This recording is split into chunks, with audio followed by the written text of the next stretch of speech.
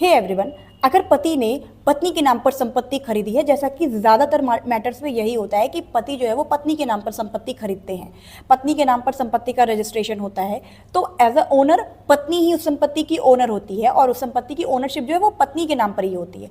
अब पति को कैसे उस पर क्लेम करने का राइट मिलेगा? देखिए, पति को कुछ चीज़ें साबित करनी, जैसे कि वो बेनामी ट्रांजैक्शन को साबित करे। बेनामी ट्रांजैक्शन मतलब ये होता है कि उसे ये प्रूव करना पड़ेगा कि उस संपत्ति में जो भी इन्वेस्टमेंट की है, उस संपत्ति को परचेज करने में, वो सब उस पति ने करी हैं। अब उसके लिए उसको जो भी उसने पेमेंट करी होगी, वो सारे मोड्स वगैरह वो सब उसको एज अ रिकॉर्ड एविडेंस के तौर पे दिखाना होगा। दूसरा कि उसकी वाइफ जो है वो अर्न नहीं कर रही है, उसके पास कोई भी इंडिपेंडेंट सोर्स नहीं है इनकम का, और वो एक होम मेकर है, वॉट एवर द रीजन्स। तो ये सारी चीज़ें अगर प्रूव कर देंगे आप कि पत्नी संपत्ति को नहीं खरीद सकती थी, और पति ने जो भी संपत्ति को बेनामी ट्रांजैक्शन के तौर पे खरीदा है और पत्नी के नाम पे रजिस्टर्ड करवाया है, उसका कोई इंटेंशन नहीं था पत्नी को एज ए गिफ्ट इस प्रॉपर्टी को देने का।